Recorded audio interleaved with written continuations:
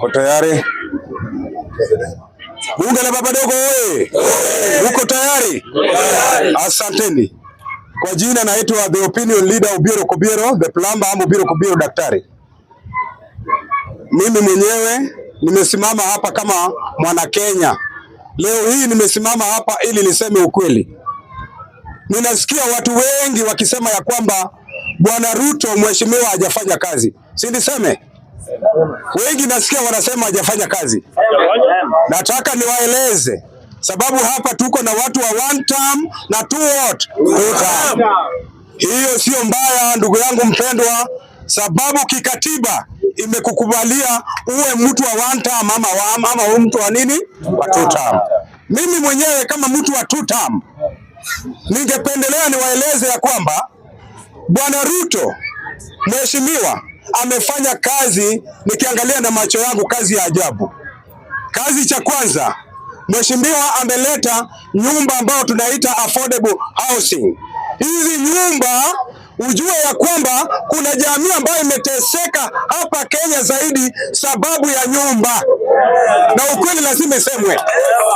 Kuna wengine wameanza kunyanyaza wengine sababu ya mambo ya nyumba. Si ukweli?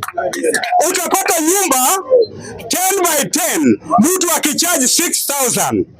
Utapata nyumba pengine kadogo na mtu ako na bibi na watoto inamshinda mzee kama mimi. Jinsi utajiweza mambo yako ya kinyumbani. Si kweli?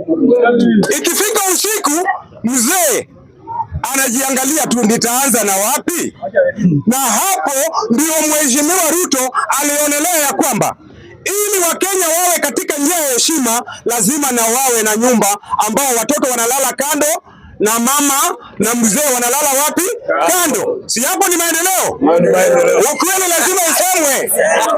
Cha pili, mheshimiwa Ruto saizi mnapoangalia amefungua barabara nchi mzima. Mjue ya kwamba kuna wengi ambao wamenyanyazwa katika nchi hii kwa mambo ya transport. Kwa mfano, mimi ambao natoka sehemu za Nyanza, niseme ama nisiseme?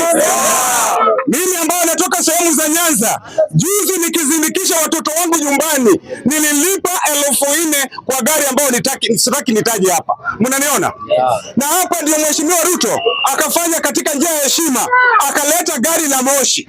Na hii gari la moshi nimewahi kusikia fununu ya kwamba itachajiwa 700 shillings kutoka hapa. Hiyo si maendeleo? Niseme ama nisiseme?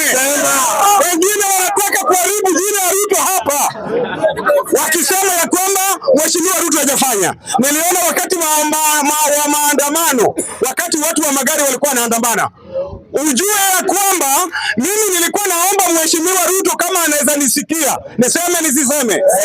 Tafadhali mheshimiwa, Your Excellency sir, tafadhali Obiero Kobiero anakuomba tafadhali leta magari ambayo itasaidia wananchi wakati wa Desemba.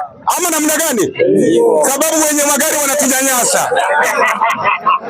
Wananchi wewe! Bunge wewe! Nataka niseme nikienda kumaliza, mheshimiwa Ruto ni kijana ambaye amefuata mwenendo wa Raila Amolo Odinga. Niseme Raila Amolo Odinga ambao nitajaribu kusema katika sauti yake. Raila alikuwa anaongea namna hivi: wananchi mupo. Nataka kusikia sauti. Wananchi mupo. Muko leo. Hapa Kenya kuna vitu vitatu ambavyo inaharibu nchi hii. Cha kwanza ufisadi. Namna hiyo. Cha pili ukabila. Cha tatu ubaguzi wa rangi. Si alikuwa na mzee alikuwa anasema namna hiyo? Mheshimiwa Ruto ndiye ameondoa ukabila hapa. Juzi uliona akipeleka Madaraka Day. Alipeleka wapi? Wajir. Hapo Wajir. Hapo wakati ambao mzee Kenyatta alikuwa katika uongozi walisahau Wajir. Si kweli? Umeona sasa nchi zote sasa zinakuwa mambo ya ukabila imekwisha. Kwa hivyo mimi nasema mheshimiwa Ruto aendelee. Ile kitu ambayo nataka nimwambie mheshimiwa Ruto, tafadhali Your Excellency sir, ondoa mambo ya ufisadi. Pigana na ufisadi ili hao wafisadi kama yule alikuwa anakutana na anapatwa na pesa zaidi ya 1,000 ngapi? Milioni ngapi? Milioni 60. Watu kama hao wanakuwa na pesa na wengine wanalala njaa. Hao ndio tunataka waweke ndani na mambo yaendelee. Asanteni.